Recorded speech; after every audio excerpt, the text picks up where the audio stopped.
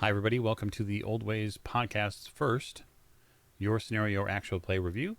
And I wanted to just say thank you to William Adcock for submitting his scenario to our forum before the end of the year. And we were happy to play it through. You can get that on DriveThruRPG. The link will be in the notes of this video. So please check it out. And now, on to our first review.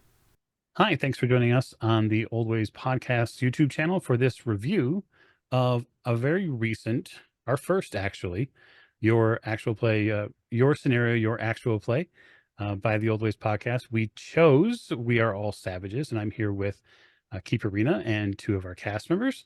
And so, what I want to do is just to familiarize the listening and viewing audience with these folks. I'll have them go through introductions. So, Rina, take it away for me. Oh, hi, I'm Rina. I was the keeper for this scenario, and you know me from everywhere on the old ways at this point. Pretty much. Hi, I am Rosie of Odd Duck Dice, she, her, and I played James Shattuck, our sort of surly private and scout, I suppose, was his main function. Yeah. Okay. Hi, I'm Skip. I am a Patreon of the Old Ways Podcast. This is my first appearance, and it was a really good time as my first time here. I played Jonathan Wellington, the militiaman. Fantastic. Okay, so I think the question I'm going to have is for both Rosie and for Skip, and that'll be we'll just go in that order as we move forward. The scenario includes pre-generated characters, so I guess what I'd like to know is get your idea of how you felt about the character you were provided. He was good. He was able to do everything that I felt he should be able to do. The stats were all in the correct places. And there was not a moment where I was like, I should be able to do this based on the things written on the sheet, and I have a 0 in it. Right. So that's definitely a huge positive for me. I've had other pre-gens in other games that you get, and it's clear that a human being has not actually looked at it. Yes, you can tell that the generated part is heavy on the generation rather than the thoughtfulness. So it's nice to hear that. And then Skip, for you. I've kind of felt the same way, but didn't really. I love history. I kind of knew what a militiaman was, but just taking a look over the character when I first got it, I saw the skills that was involved, and it helped me get into the character more. I tried to lean more into, I see what his strength is, if he had brawl or if he had stealth, anything like that, and it just helped me get a better feel for how I was going to play it to begin with. And then when the scenario started, it was just a really easy segue into to actually becoming the character. And having that pre-gen, I like pre-gens, and it just seems like it was a good flow for me. Okay, all right.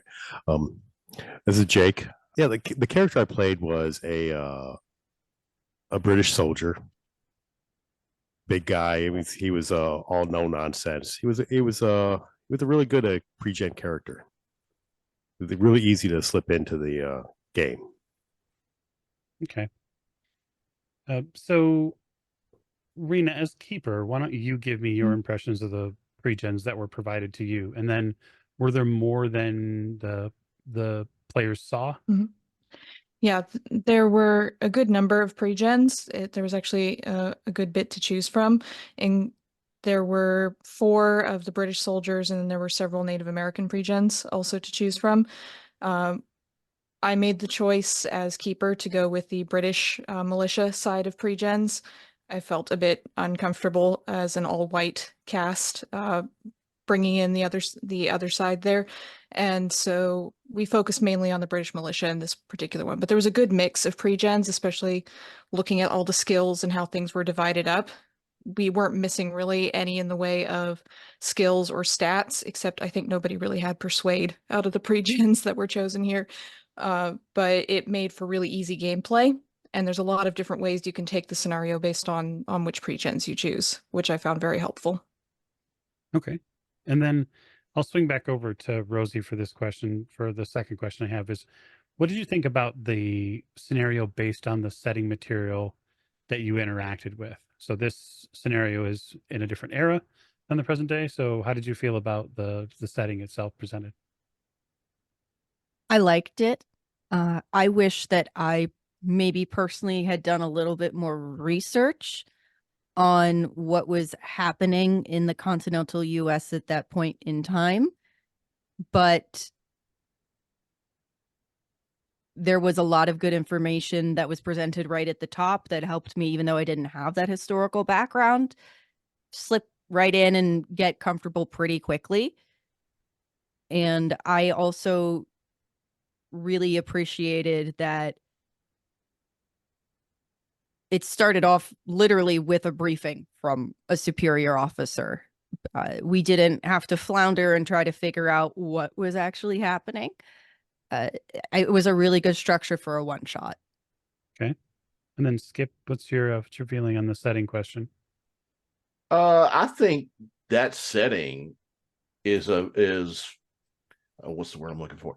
A lot of settings that I've read and everything is all part of the American Revolution, and this one happened before that. So it's a different take on things because you're fighting for actually the British side instead of for America, and I felt that had a different dynamic to it.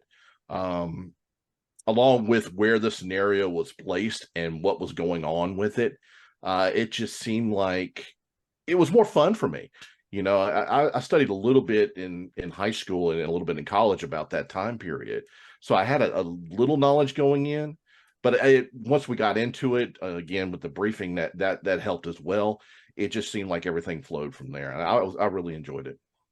Great. And then Jake, I know that you in particular are a big history buff fan. So um, what was your takeaway from the setting as far as its historical elements? Oh, I really really enjoyed the pre revolutionary period. It's something you don't see very often. Something very few people get a chance to uh, play in like that. So it was a unique experience. Awesome. Okay. So this is sort of the wrap up question just for the player side. I will get to you in a moment with the keeper side, Rena. But um, Rosie, what was your favorite Mythos moment from this playthrough? Ooh. I Are spoilers okay? Yeah, absolutely. This is a Yeah. review, so we'll just Okay. that's a great announcement though. So spoilers if you haven't played or bought or might play We Are All Savages. Stop right here. Yeah. I loved when we went into that the settlement and into that longhouse, and there was the sort of description of the men that had been hung up and butchered. It was a good description, and kudos to our keeper for laying it out from like the door and moving inwards.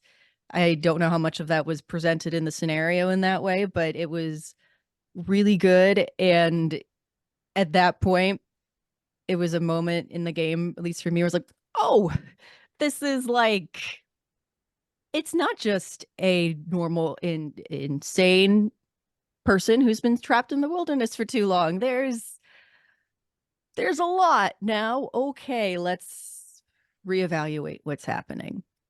Sounds fantastic. Skip, what's your favorite Mythos moment? Oh, it had to be when we got back and Jake and I's character were talking, and we went off and did actually encountered the Mythos creature while Rosie just didn't believe anything was going on, you know, and it kind of put a little bit of party tension in that, and I really enjoyed that moment. But that creature, ugh, I wouldn't want to meet it in person, no. I should But hope that not. was my favorite moment when we broke off and did that. Awesome. Jake?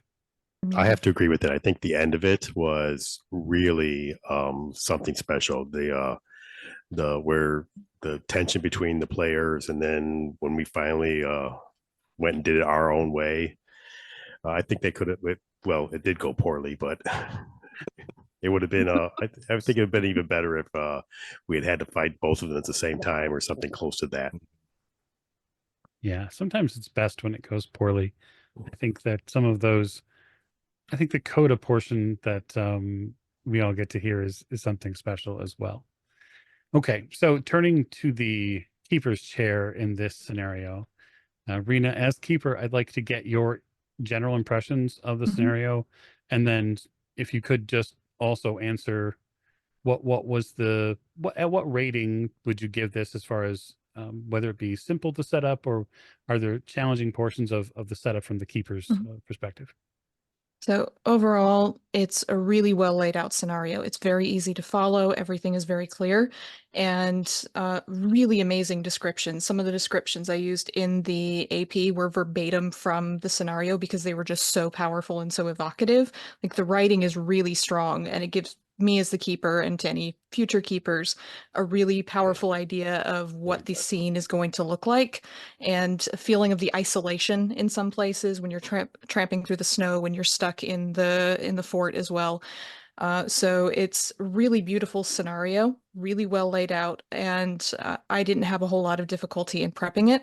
I do think that this is probably a mid to upper level prep scenario for keeper wise. I don't think it's something you can just pick up and run, and a newer keeper might have a bit of difficulty with it because it relies a lot on building that tension, building the isolation, and working on the elements outside of the mythos itself. You're using nature and you're using the nature of what's happening around you.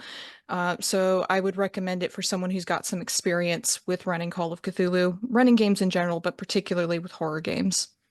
Yeah, definitely a special feel for getting evoking those sorts of isolation emotions and mental states. It's can be a challenge for sure, but it sounds like you and the crew had a great time with it. So I'll thank all of our players and our keeper for running this as the inaugural Your Scenario, Your Actual Play for William Adcock. We Are All Savages, and check it out over on Drive-Thru. And thanks everybody.